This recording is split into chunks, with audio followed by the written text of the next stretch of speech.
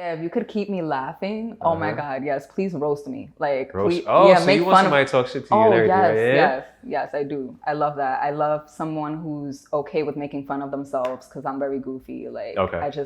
I love that exchange of like, I don't have a type if that's where you're going. Everybody says they don't have a type.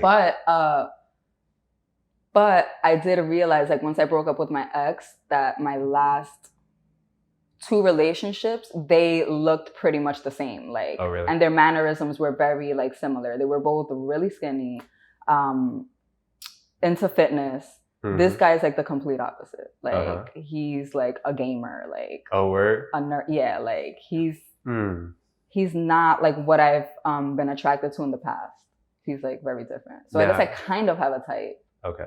But I didn't notice that I did. Like it's not something that I'm conscious of. Like as I'm meeting people, dating. I see what you're saying.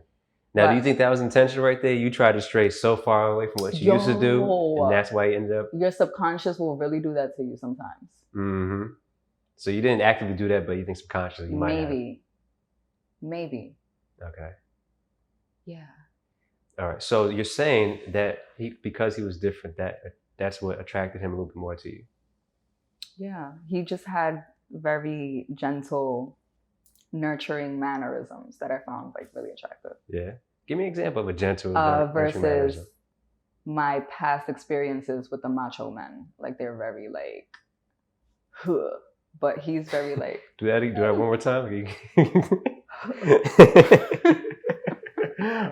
Can you give me an example of how he may be nurturing and gentle? Like I want to see like what does that look like to you?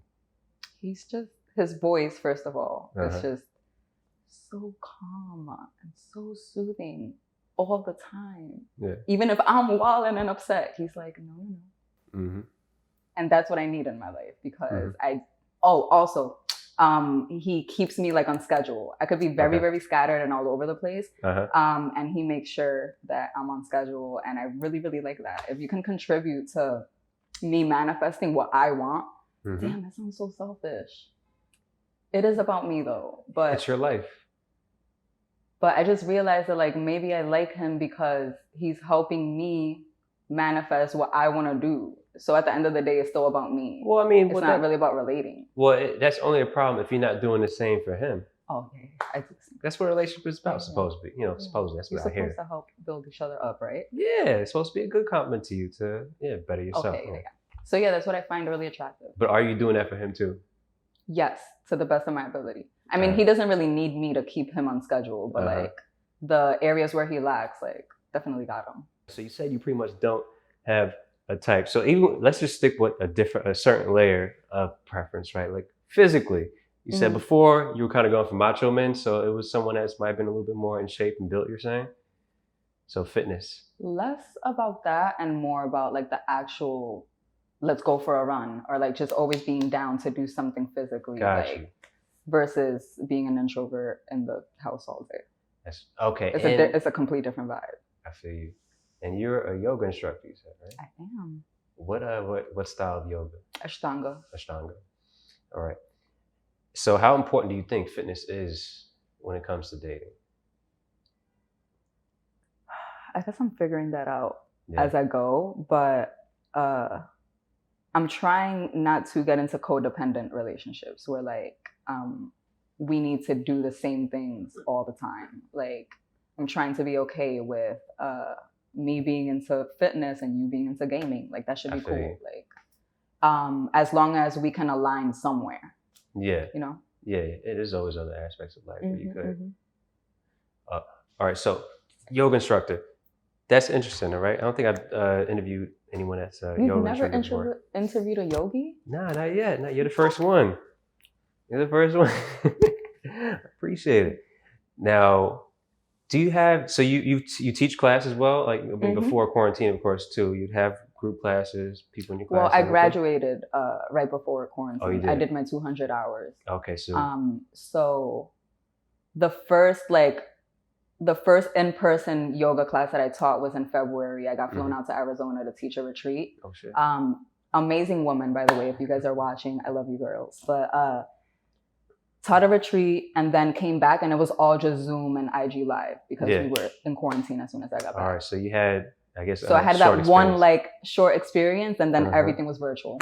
Okay, because I was gonna ask you too. How is that? Because I've done yoga in the past and everything too. But of course, if I have a hot teacher, right? I'm looking at my teacher. I haven't ever talked to a teacher before, but I wanted to know if that might have been something that might have happened to you, one of your students, trying to get at you or something like that. Nah, I haven't had a chance yet. I've had like the little corny DMs like, oh, I'm trying to pull up to your yoga class. And I'm just like, they're all online, literally just take them. And they're like, no, like I want to take it from a master yogi. And I'm just like, get out of my space. Like, if you really wanted to take my class, bro, like they're literally on my yoga page. Like, come on. Yeah. But I've never had somebody in an actual class like try to talk to me on that type of time. All right. So I'll circle back then. All right. So personality-wise, the new guy you're talking to, right? He's a little gentle and nurturing. Something a little different than that macho like the other guys were in the past. Are there any other kind of like personality traits you're usually on the lookout for if you are, on the market looking for somebody?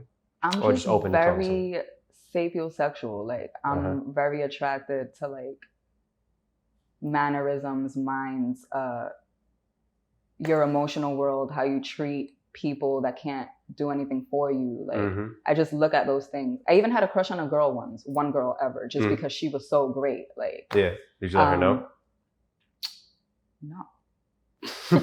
She was gay though. Like she would have definitely been down. But I was just really attracted to her mind, and I knew we were just friends and didn't want to make it weird or didn't want to make it seem like I'm bi-curious and just kind of gonna leave you once I realize I'm not gay. Like I don't want to make it seem like that. But I was really attracted to her just because she was into poetry. I'm into poetry. We just kind of really bonded like intellectually. Yeah. So I feel like that's my type. Like when I say I got a type. All right. Does that make sense? Yeah, you said sapiosexual. The exact definition of that, you just don't care about the physical? What is the exact definition? Sapiosexuals are usually just attracted to the intellect. So that's how they get turned on. Like it's less about the physical touch and more about the touch in here. All right, so you need somebody to, really touch you on the inside. I mean, like emotionally, intellectually, mentally.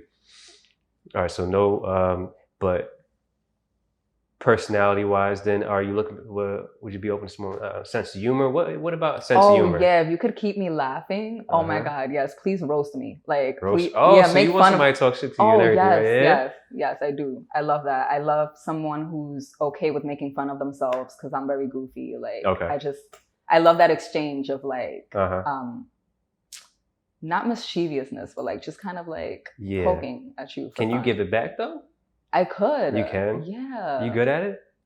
Not that good. Not that good? But I can take a good roast session. Yeah. But at least you're not that good. So like, that means you're aware of yourself and everything. So that's one thing about me. Awareness and self-awareness is everything. Yeah. Have you ever dated someone or, been on a date with somebody who you felt like was just like so delusional? Just didn't understand like what he was like, really the energy he was giving off? Yeah. Actually. I went on a date with a guy who I think he thought we were getting married that night. Like, I legit thought that, like, I was like, is he like about to pull out a ring right now? Like, I'm just meeting you, bro. Like, chill. Yeah. But he was really, really talking to me on some, like, you got to meet my mom. And, like, it was just too much. Like, and I was really turned off by that.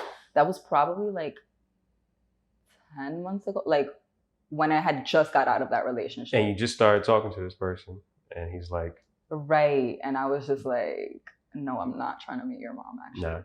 Yeah, it was only a one-sided feeling, huh? Nope. Damn. Meet your mom.